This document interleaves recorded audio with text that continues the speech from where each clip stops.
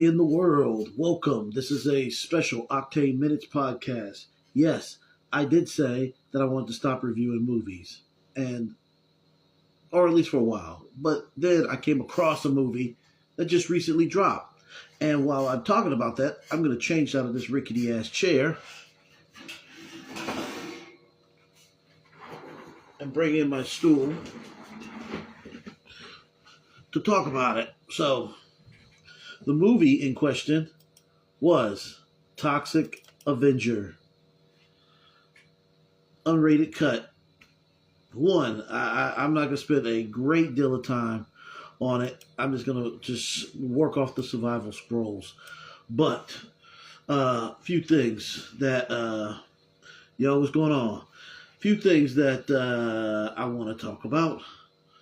What have I been doing? What have I been doing? So recently, I've been in the 36 chambers, and if you don't already know, you know, I've achieved black status. I've achieved my black belt in karate, and so I was gifted. I won this belt, or I didn't win this belt. I earned the belt, and while we're here, we also was gifted with this wonderful katana. A katana I affectionately call Alex. Dedication to my nephew, whose favorite color was purple. But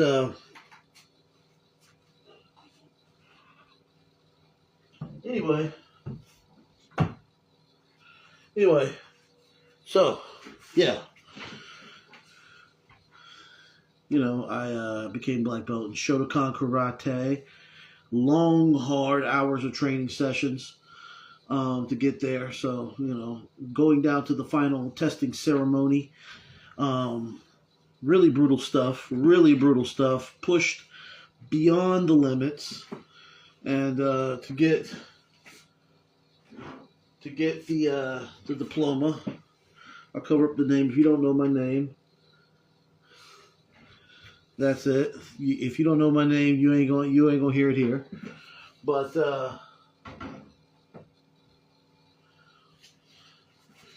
that's what I've been doing, other than working on an album. Getting ready to drop some new stuff. The new order shipment has come in, or coming in, for Silver Fox Caesar, and we will probably go back to reviewing the Silver Fox Caesar stuff. We're working on a new album, EP for Live, called Boneyard Jones, and you'll like that. What else? The new Black and Tan is coming down the pipe. I'm just waiting for the verses to come in from Born Fifth.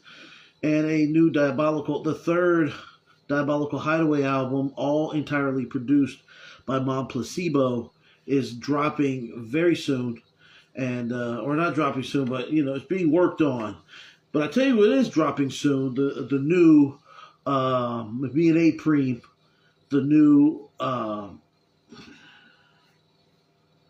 Seven-Headed Dragon, A-Preem and Octane, Unleash the Kraken.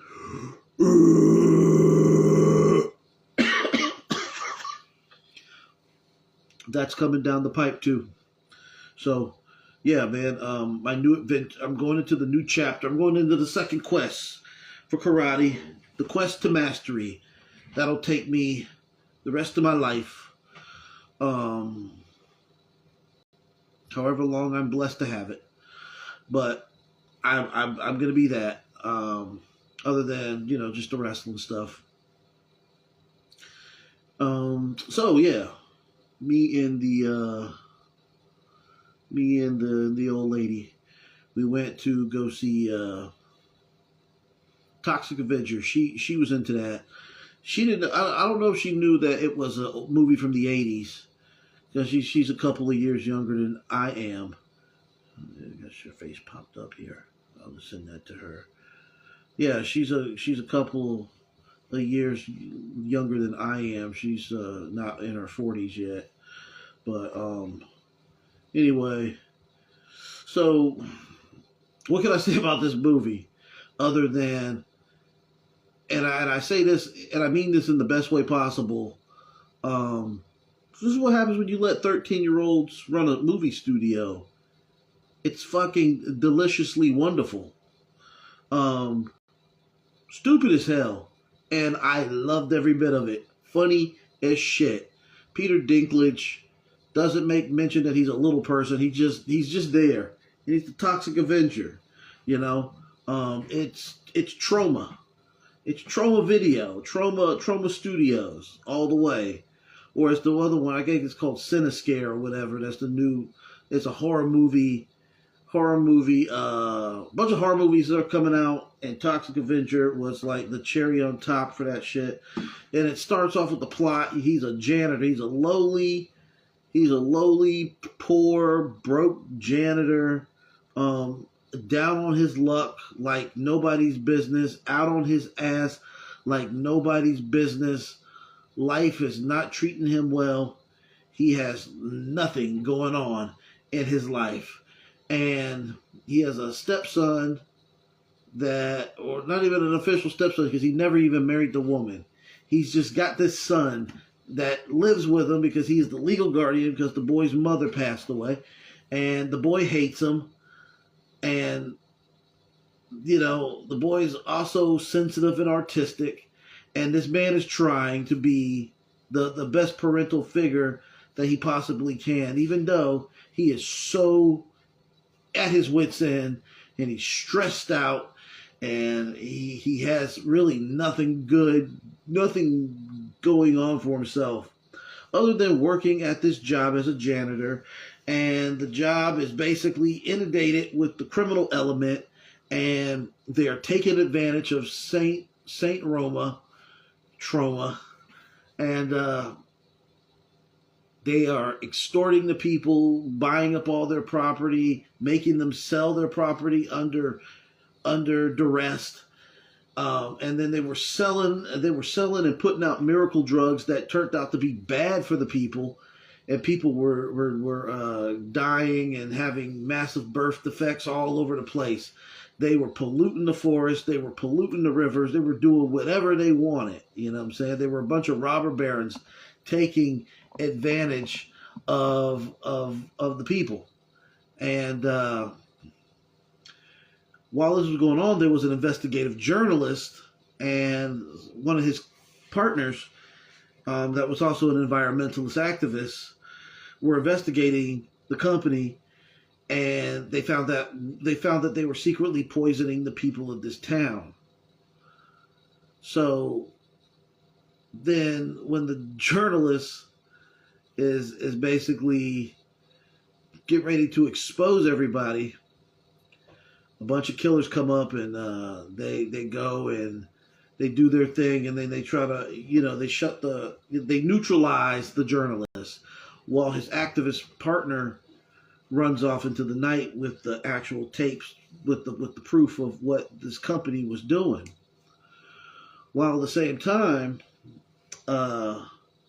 Toxie, before he became Toxie, not only is he down on his luck and he's stressed out, and he has nothing going on in himself, he also finds out that he's sick because he's working at a toxic medical waste plant.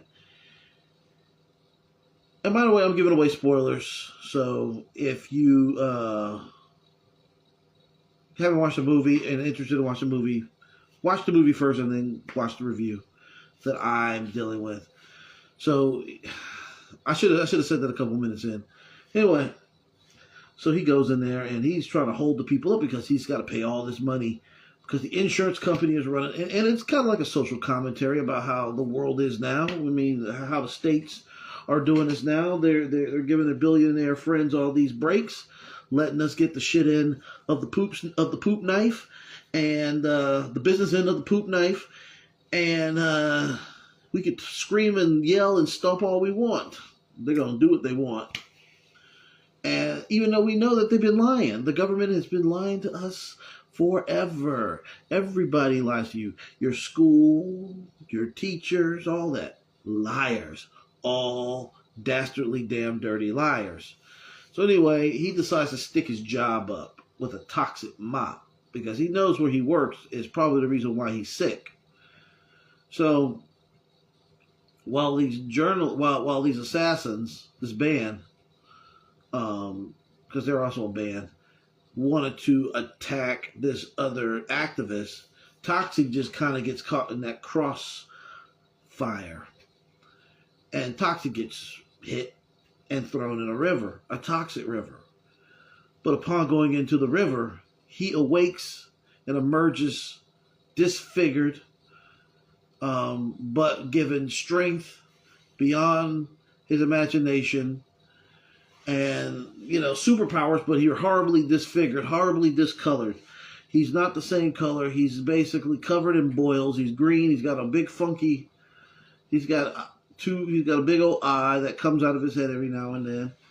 And this is where it gets crazy absurd. You know what I'm saying? I mean, the thing about this movie that it is bloody, it is crazy, and I don't want to go plot by plot for everything, but it is bloody, it is funny, it is very absurd. Kevin Bacon's in the movie, and I know these guys didn't ask for a whole bunch of movies. They probably did it for some DVDs, but they did, they did it for very little money. I know they did. They did it for the love of the game. They did it because they wanted to do something dumb and absurd. And I think that's cool and commendable when actors do that type of thing. So the other thing I thought was cool about this movie was there were some funny gags, man. Like, they did not spare not one expense on Cairo syrup, practical effects. I love that makeup. I love the Toxie suit and the Toxie suit and everything. He was chased by a mob because he's a grotesque monster who basically saved an old lady, but he did rip a guy's arm off. You know what I mean? In the original, he's the same way. He was like crazy. He was a big monster, but he was also a good guy. He was a nerd that got turned into this grotesque thing. But one of the funnier bits in it was he gets captured because, by the way, he is kind of bulletproof and stuff like that. Bullets can hit him, but they don't hurt him. There's a scene where he's chained up and he's after he's exposed his company and he's chained up, and then he says, "Oh, I got to piss on my face." And the co-star was just like, "Oh, this is the time you decide to be a pervert while we're chained up here?" Oh, and by the way, Elijah Wood's in it too. He's funny. So he's like, "No, I'm not a pervert. I just figured something out." And then he he lays back on his back, and his old grotesque monster phallus pees right in his face to break the chains. And then he says, "Oh yeah, I got good aim now." And that bitch, and the woman with him said, "Oh hell no, you ain't pissing on don't be putting." But yeah, it's a stupid ass movie, man. But it was worth every penny, man. Like, that's what going to the movies should be. I'd go pay, I'd pay money to see that shit again. If they have it available in IMAX with 3D glasses, I would definitely go see that. Because, this was. I don't think it'll get an Oscar, but I think that in other countries, like in the Middle East, that when they open up, because the Middle East likes Marvel movies and China likes Marvel movies. I think that if they really wanted to know how fucking insane Americans can get with their movies, I think this is a movie that it's probably going to be hilarious to other people in other countries. It was a great action film. It was a great film. It was a movie. It wasn't a film.